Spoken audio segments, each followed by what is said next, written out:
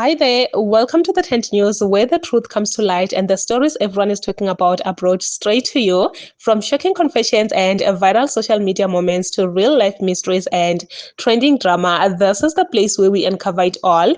Now, please watch this video first, and I will be back with the rest of my commentary.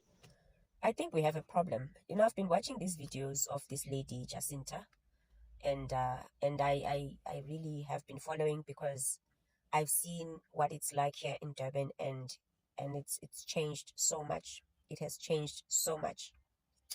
I went to Windermere today, and usually if I'm going to, do drop-offs at school and pickups, I decide which area I'm going to be at because normally I work from home. And if I'm going to be at a center like Musgrave, for example, I'll park in the parking at Musgrave, and then I will have a coffee there, have my breakfast there, but work from there.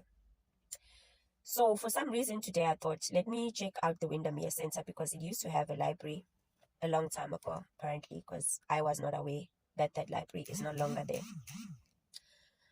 But let me tell you how uncomfortable it was to park at Windermere Center. This security guard kept coming around the car, and he went in front, and then he went to the side, went to the back, and just generally staring. And let me tell you, out of 20 parkings, maybe there's 3 cars parked. It's empty. There's other cars in other areas. I don't know if this guy was bored or what.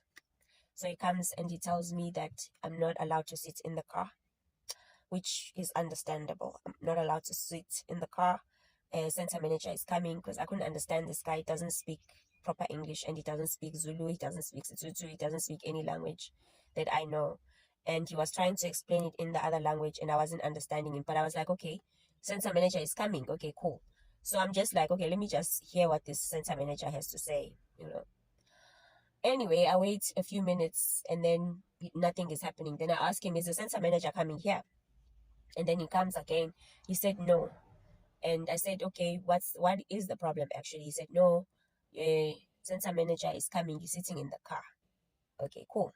So I'm saying, okay, but I bought coffee and I'm sitting in the car here and I'm waiting for a meeting. So what's the problem? I'm not bothering anybody. I don't understand. And then he just is talking in his language I don't understand. Okay. So I'm like, okay, cool. Then why were you coming to the car here and telling me the center manager is coming if the center manager is not coming? So this other guy sees that, I'm literally just interrogating this guy, and then he comes also. It's another guard, and but he has better English. And then he said to him, I think he said something to him, but it was more like, ma'am, I'm I'm I'm apologizing for him, something along those lines. Okay, cool. So I'm like, okay, cool, that's fine. That's fine. That's fine. But now my concern is you've been coming around the car, staring at me at the front of this window, at this window on the left, at the back of that window, and then you just generally making me feel uncomfortable. What is that for? You know. Anyway, I decide, let me actually get out of the car and go to the center manager and ask them if this is a problem, because if I can't wait in my car for a meeting because I don't want to sit at Wimpy, then there's a problem in the center. Obviously, I'm not going to come here again. There's no reason for me to come here if I'm around the area. So I go and I wait for the center manager. Eventually, she comes through. And then I see the security guards are there. And then eventually she comes through. She's already fueled up. She's fueled up. I don't know if maybe they already told her about whatever was happening. So she comes, and then I greet her, and then you can see that she's rushing, and she's just kind of like in a very big rush. And then I say to her, hi, how are you? And I ask her, is there a reason why your guard is coming to me while I'm sitting in the car? And I've done nothing. I bought coffee and then I sat down because I'm waiting to join a meeting. She said, yeah, I don't want people to use my parking as a parking lot while they're waiting for whatever they're waiting for. And also, we've got criminal activity here. People are scouting the center, and we've got a lot of businesses here. I understand that explanation. And I even tell her that I understand that explanation. What I'm not understanding is if I'm sitting in the car and you have a guard and I'm a female sitting alone, why is he coming to the front of the window, standing, staring? coming to the side of the window, standing, staring, and at the back of the window, standing, staring, and until I feel a discomfort, because this is easy. If a person, for example, if you go to the garages, they say customer 15 minutes parking only. If you have a rule at your center, put the rule in place, because this is not parking where you get a ticket. It's really just very open parking at Windermere Center. But my problem, and I'm telling her this, is the guard and how he made me feel uncomfortable. And I'm feeling uncomfortable because there are other activities that were happening that I was seeing. There was a person washing a car over there, and the person who owns the car came out of the car and went to pee in this parking lot. No guard went to that person, you know. And also, my biggest thing was we have a language barrier. I'm trying to address this person because I was trying to address him in Zulu or Sutu, even English, but the English is very broken and we're not understanding each other. And he just made me feel creeped out. She said, yeah, don't bring the foreigner situation here. And also, we don't know if you were scouting, doing some criminal activity. Hey, guys, South Africa. Hi, ngeke, guys. Guys. Yo, no, no, no, no, no, no, no. If you didn't know, now you know. There's a lot going on in Nigeria. I just came across a video of a lady in Nigeria saying how she envies us as South Africans. And the truth is, and she was basically speaking about how, we talk about a family meeting at 8 p.m. when Cupcake is about to speak. And we talk about how we can take it to the streets and in a way that's safe and so forth. But I was thinking about this because the truth is, we as South Africans, especially South Africans of color, particularly Black South Africans, like, we don't have anywhere else to go. Like, as a person who has traveled, Nigerians are everywhere in the world. They leave Nigeria to go to other countries. Sometimes, most of the time, just to seek better or greener pastures, right? I don't think South Africans, especially South Africans of color, share that same sentiment about South Africa. Like, we don't want to leave. Not just because we don't have anywhere else to go, but because we genuinely do not want to leave. Like, we will stay to make this country great. We will fight if it means. I mean, we saw what happened just this Friday with the Purple Movement. So I think that's the other thing. It's like the love for our country, the passion for our country. Not to say that Nigerians don't love their country, because I would argue that they are one of the most prideful, in a good way, prideful countries in Africa as well. But I think they just don't have that same drive, that same fight when it comes to sticking it up and fighting for their country. Like, if anything, the people that could change the situation of Nigeria are the ones that leave Nigeria. They go to America, they go to England and all these places.